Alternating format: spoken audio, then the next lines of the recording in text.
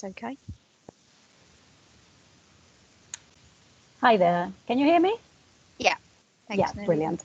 Yeah, that's okay. I'm going to pass it over actually to my colleague Vicky. She's going to kind of get us started.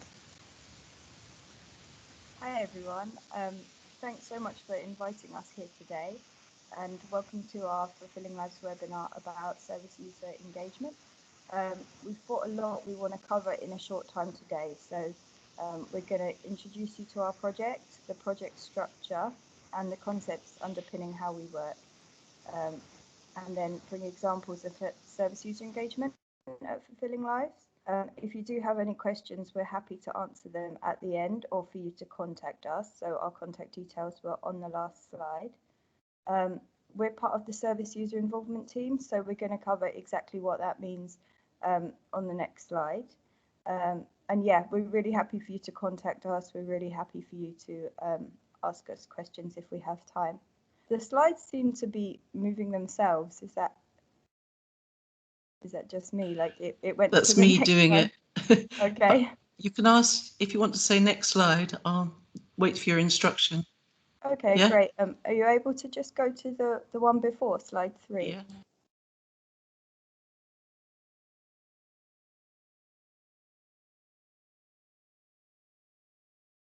Thanks.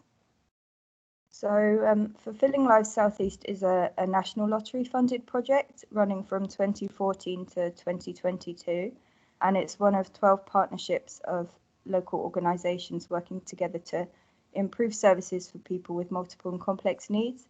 And we're based in Brighton and Hove, Eastbourne and Hastings. There are 3 overarching outcomes that the National Fulfilling Lives programme aims to achieve. So those are the individuals experiencing multiple needs will be better able to manage their lives. We've worked with over 100 clients to date across the 3 areas of Brighton and Hove, Eastbourne and Hastings, and offer intensive support, assertive outreach, and creative multi-agency case coordination. We collect data from our support work and we use that learning to inform and influence change in services and systems. The second is that it will change systems, so services and systems will function more effectively and efficiently, leading to improved outcomes for those with multiple complex needs. We currently have around 10 active systems change projects with other services going on. And the third one is service user involvement, so all our work is underpinned by the genuine and honest involvement of individuals with lived experience.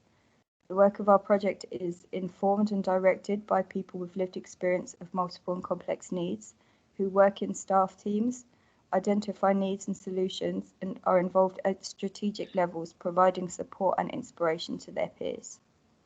If we can go to the next slide. So there's 4 elements and sub-teams within the project. So we have a frontline delivery team, and they work directly with clients, providing assertive, specialist and personalised interventions. This work's used to identify and highlight gaps and barriers within current services and showcase best practice and innovative ways of working.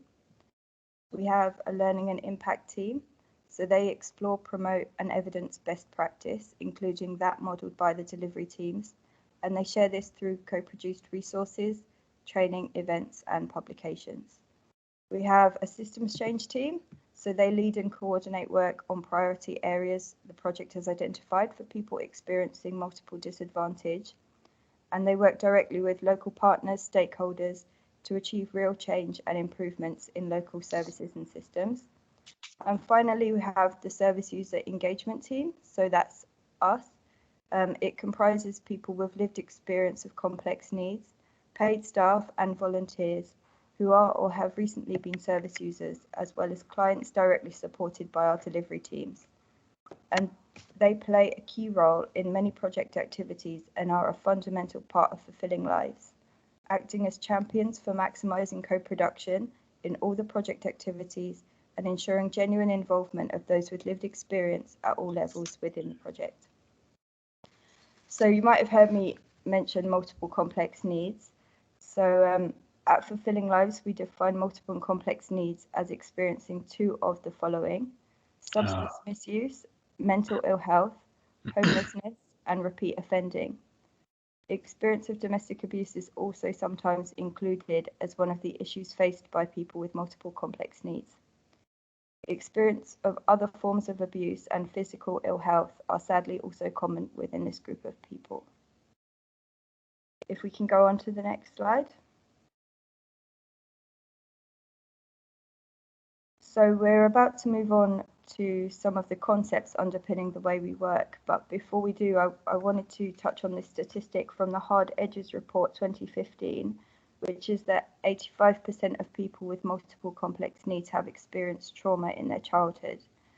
So when we talk about working with people with lived experience of multiple complex needs, it's really very relevant to consider the impact that trauma has had on their lives.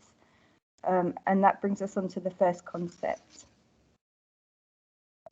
Next slide, please. Thank you. So trauma-informed practice is a way of working that accounts for the impact that trauma may have had in people's lives. It's beneficial to everyone, but it's especially beneficial when working with clients who experience multiple and complex needs.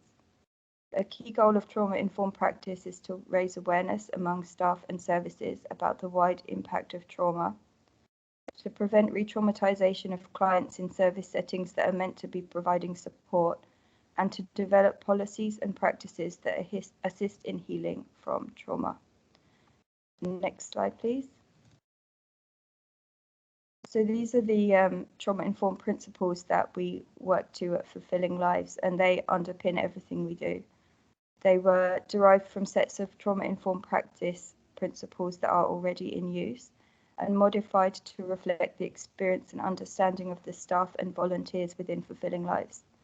We continuously reflect and find ways to increase these 5 principles in all our work, which in turn can enable and encourage social resilience, healing, and recovery.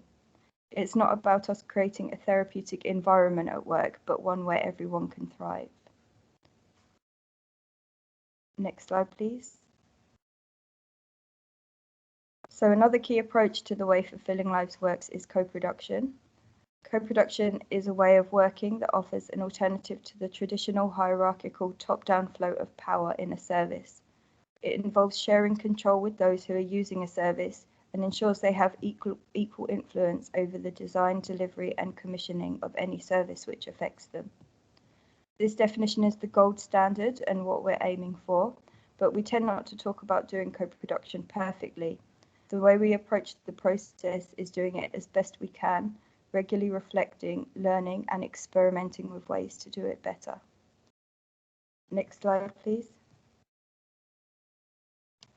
So at Fulfilling Lives, our aim is to change systems and services by co-producing with people who have experienced them. We think that co-production is meaningful when people with lived experience are valued by organisations as equal partners, can share power, skills and experience and have influences over the decisions made. The relationship between services and those who use them can be seen as steps on a ladder. The higher we climb on the ladder, the more equal the relationship is. We understand the challenges to working in a co-produced way. For example, projects can take longer to complete, and there are ultimately people who are accountable for a piece of work being delivered on time, which is usually the paid staff members. I'm now going to hand over to Nalida for the next slide. All right, thank you, Vicky. Just very quickly, really, we based our service engagement practices on the ladder of involvement. I don't know if any of you is familiar with it. We haven't been able to put it here just because the kind of the limited time that we have. But if anyone is interested in having a look at that ladder of involvement, get in contact with us, and we'll put it on our website as well so you can see it. So basically, what we are saying is that kind of we offer. Our aim is that people with lived experience are engaged at all levels in the project, and we offer a multitude, kind of a variety of activities so that people can sort of utilize the different skills and wherever they are in the recovery and the preferences. So this is kind of the array of activities that we offer, and I'm not going to go through all of them because you have them already on those slides. Over, back to Vicky. Thanks, Nalida. So we're going to take you through some examples of service user engagement at Fulfilling Lives, the first one being our action groups. So these are groups facilitated once a week by the project consultants for volunteers who are people with lived experience of using services. And the project consultants themselves have lived experience, such as myself. It's a structured space, so we have agendas for our meetings that are circulated in advance. We have a break time, a check-in, and a check-out to talk about how everyone's feeling. We start with calendar updates, so our volunteers can ask questions about upcoming work, they decide what to be involved in, they can structure their time, and we have a group agreement which was written with the volunteers, and we read that out at the start of the meeting so everybody knows how to conduct themselves within the group and feel safe. Pieces of systems change work come into our action group for us to work on together. And we close the loop, so we feed back updates on work that volunteers have contributed to. We also provide information about changes to local services and upcoming opportunities for our volunteers, such as training within our action groups. And we include a more informal space within the group at the end for volunteers to relax, to get to know each other and the staff. Next slide, please. So reciprocity is really, really fundamental to interacting with our volunteers at Fulfilling Lives. Our volunteers receive one-to-one support with a mentor. The general guideline is that happens once a month, but we're flexible and we respond to people's individual needs. This is a space to consider their workload, their highlights and achievements, their goals, and what the volunteer would like more support with. Areas people ask for support really vary, but they might include things like using technology, managing their workload, building their confidence, applying for a job, understanding the project or their role within it, and creating strategies to engage in work. We also signpost people for further support should they need it, obviously with things like mental health, if that becomes an issue. We work in a person-centered and strengths-based way with our volunteers, and we recognise the need to build relationships of trust with people who may have had negative experiences in the past with services. And we take into account the fact that our volunteers are contributing to work which can require them to reflect on challenging and potentially triggering topics as well. I'm now going to hand you over to Martin. Hey everybody, can everybody hear me okay? Awesome, I was just checking it's a new mic. Okay, so I'm just going to run you through the basics of what mystery shopping is. Mystery shopping is an exercise in which a person with lived experience will visit a service in order to identify any gaps or barriers people may be facing there. So mystery shopping is usually found within the retail sector, so it can help if we think of an example in terms of supermarket shopping. So imagine for a moment you're asked to go into a supermarket at the request of the manager to assess the customer satisfaction. The floor staff would not know you were coming. You would fill a trolley, walk around, take note of how crowded the store is, layout, queuing times, and also engage the staff for a little help for something so you can kind of get a guess on their attitudes and helpfulness. You're then able to feed back to the manager the experience of the average customer coming into their store and any issues that may be facing, as well as what is already working well. That's the essence of mystery shopping. It's basically to observe, to evaluate, and to recommend any changes. Could I have the second slide, please? So mystery shopping is really useful, and it can help us to identify the strengths within a service and any areas that are needed for improvements, such as how you might use the space you have available, the environment you've created there, access to privacy and confidentiality, staff communication and listening skills, and also their ability to signpost and support the people coming through the door. These exercises will usually have three basic parts. You'll do an initial shop to identify what is and isn't working so well. Then you can make practical recommendations that can be adopted by the service, and then do a second shop to see how these changes might have affected the experiences for customers. I found that it's really important when planning these exercises to be very clear on your objectives and the key areas that you want to evaluate before you would begin. In my experience, the two most important considerations when planning a process of mystery shop should be confidentiality and support. We really must ensure that all the participants in a mystery shop feel fully supported, and that the staff being shopped also have the opportunity to debrief after the exercise with their own management, and that it is explained to them that a mystery shop has taken place. Confidentiality is obviously essential for such an exercise as well, and cuts both ways. Could I have the third slide, please?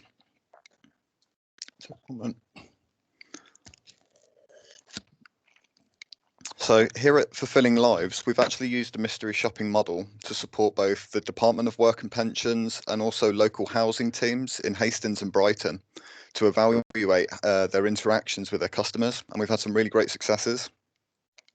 So as one example, between the 12th and 19th of August last year, we assisted the Department of Work and Pensions in Brighton to assess the Brighton Job Centre. We did 5 separate mystery shops using scenarios that were pre-arranged with the job centre management to trigger referrals to services that are co-located within the building, like the Citizens Advice Bureau, for instance. We also conducted an environment assessment to assess how the physical environment and the attitudes within might be affecting customers.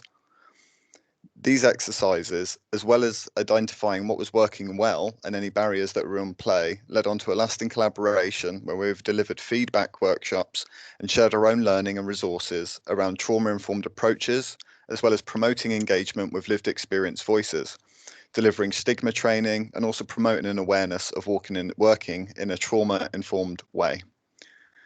Apart from being an excellent assessment tool, mystery shops are a really great way to involve service users in the redesign and delivery.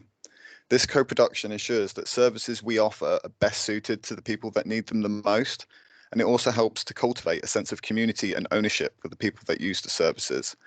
This is something I found personally while working alongside Hastings Borough Council. That's a place I never thought I'd really be friendly with, but now I get excited if there's a conversation to be had. It's quite a unique relationship. It's very nice. So to summarize, mystery shopping can be an excellent way to assess and evaluate how any service or organization interacts with those people coming through the doors, and it also helps to promote an understanding between themselves and those who use the service. It's also a fantastic tool for internal ongoing learning. Thank you very much.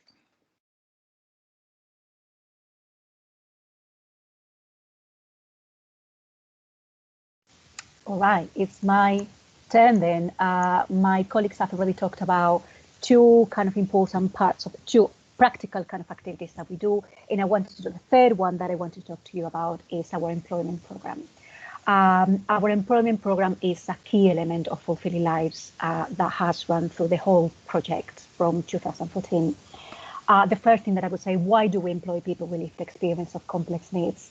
Hopefully, well, there'll be multitude of reasons as to why we should be employing people with lived experience of complex needs. I'm going to give you 3 that I hope that are strong enough to kind of put forward a good argument. First, basically, because lived experience alongside with trauma-informed practices are the pillars that sustain and that run through the whole of Fulfilling Lives. So that's our motto. That's what we guide our project by. Therefore, we not only want to engage with people with lived experience via kind of them being volunteers, they need to be part of kind of the paid members of the staff. They need to be at all levels. Another reason is because of what people with lived experience will bring to be members of the staff, particularly in support services. Lots of things we could talk about here, from the unique experience that they might have had using services. We all know that kind of there are a number of skills that we all can learn. We can attend training around motivational interviewing, coaching skills, CBT. We all can learn that. But there is kind of more subtle yet really important attitudes and skills that people who have been there, have done it, will display when working and engaging with people who are at the moment kind of in the chaos, experiencing those needs. Another very important asset that I've kind of experienced in our project is that people who have experience using services, there is an element of gratitude towards those services. And that means as well that the level of commitment and the investment into making those services work well for service users is really special. And also as well, because for people who have experienced multiple and complex needs, having the opportunity to move on to employment is such a kind of important aspect of moving on with your life that, again, the investment, the emotional investment is really high. The third reason I would say is that kind of having good employment benefits individuals, and with these benefits families and benefits our communities in general. So those are, in our opinion, three really important, strong reasons to employ people with lived experience. If you could go to the next slide, please. The way we structure our service engagement team was via two roles. So there are two tiers. There is the project consultants, who are people with lived experience, who are a little bit more senior. They might have previous experience at work. And then the project consultant assistant, which is very much an entry-level kind of job for people who are relatively new into employment or relatively new into employment after having used services, and they receive a bit more support. They are key in working and engaging with our volunteers, so that we've created this kind of pathway where there are aspirations to move on with your life and move on to employment.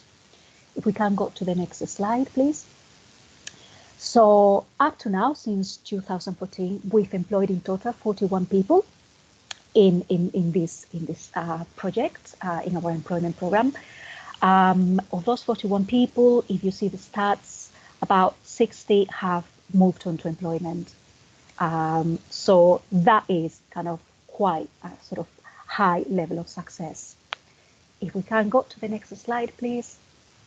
So now, how have we achieved that level of success? We've been really thorough throughout the whole employment journey of an individual, starting with recruitment. So we reach out to services that have volunteers with lived experience so that we create that pathway opportunity. We have an accessible application. This is something that not very often organizations take into account. So we have an application that's easy to fill. It has actually how-to guides, and it encourages people who might not have previous employment experience to talk about the volunteering experience as a really important element of their experience and expertise. Things like kind of our interview, something that might be quite simple, but we've kind of learned that it's quite important, giving the questions in writing to people so they can take a bit more time. We have a very thorough induction, and people have a booklet as to what are they meant to be doing, what are the tasks, responsibilities, and we do that on a one-to-one basis. We are very thorough as well throughout the probation period, and we have, again, a performance monitoring form that people can work through, so that kind of we take away that element of anxiety about probation period, because probation starts from the moment that you start and people are supported to go through it. Then really, really important aspect of our project is well-being, and recognizing that well-being, it's a really important element of being employed and being at work. So everybody has got wellness action plans, and then not much time to talk about it here, but if anyone wants more information about it, get in contact with us. We do a lot of reflective practice. We've learned that reflective practice is a really important element of taking into account learning and kind of that personal reflection, that ongoing learning in a way that is supportive, which is really important. And then overall, this is all underpinned by the organizational culture. So where there is openness about talking about yourself, where well-being is recognized, and kind of people are really valued as individuals. And I think that is for us. Is that the last slide?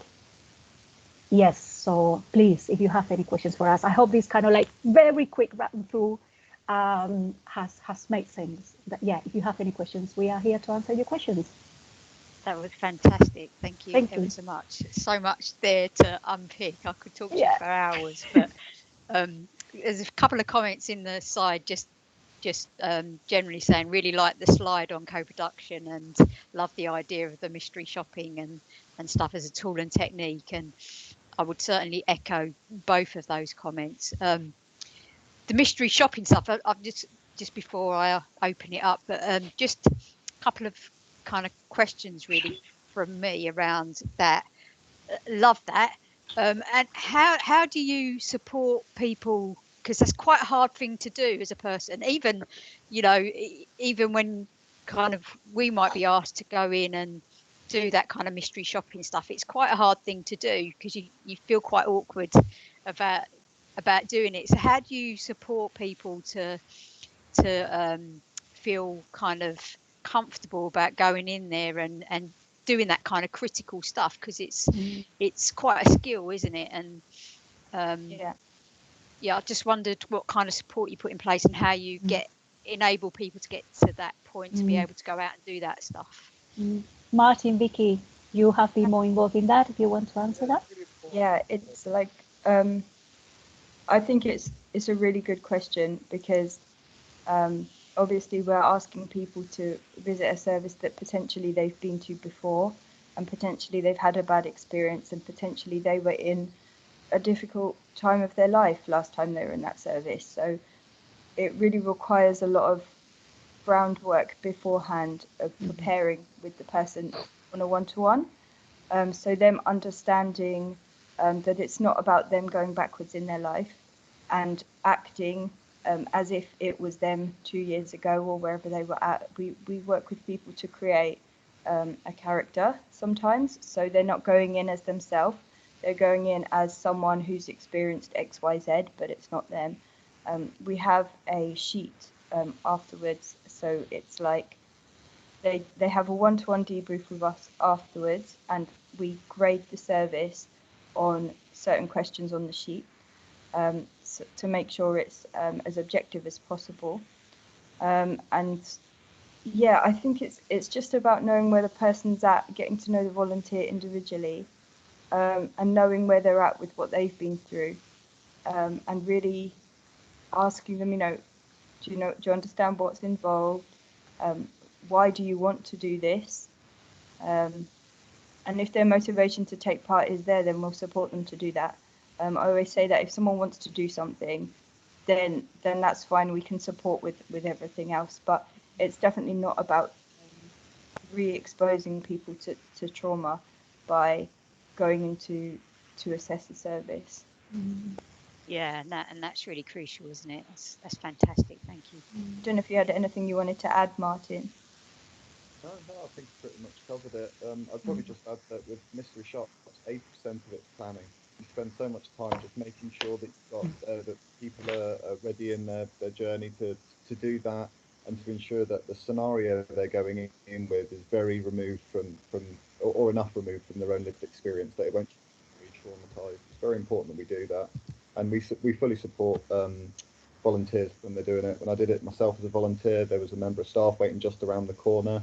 As soon as I come out, I was able to go around, have an emotional debrief with him, go through the whole thing. So yeah, I'd just add that the biggest thing is planning, and when you're planning, just concentrate on support and confidentiality, and you're golden. It might be worth mentioning that something that we learned as well is that, and I think Vicky has mentioned it, is that people do not relieve or do not act situations that they live themselves, because that can be quite triggering. Yeah. That's really, really important.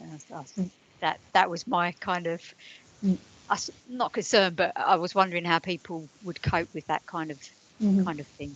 So that's really helpful. Thank you. Gillian, did you want to come in? Yeah, I was just going to ask if, as part of your mystery shopper, after you've done that, you've completed that part, do you link with service users afterwards, and do you find that perhaps your findings match service users' experiences, current service users, and then how managers, just wondering if you're finding that it's not such a great response to people, why managers haven't acted on service user feedback before. It sounds like a really good way, and kind of to get service managers and to kind of be more aware of the needs of their service users. But Shall I take this one on, guys? Yeah. I think kind of up until now, the services that we've approached have been very wide sort of services, have been Hastings, the Housing Department, DWP, and Brighton Hove Housing Department. So within our volunteers, we did have people that had used those services. So there were service users of those particular services doing that mystery shopping. Okay. Yeah. And then what we did is we've created like a plan with them with suggestions and improvements. And what we normally do is then we redo the mystery shopping exercise. So that's where we get the service opinions, but we don't do another layer of asking service users, mainly because there are services where you have like a clearer kind of sort of population of service users, and others where it's a bit more kind of like tenuous, like DWP and housing services. So does that make sense? Yeah, good. Hopefully things have improved when you go back. Yeah, definitely. Any other questions for colleagues?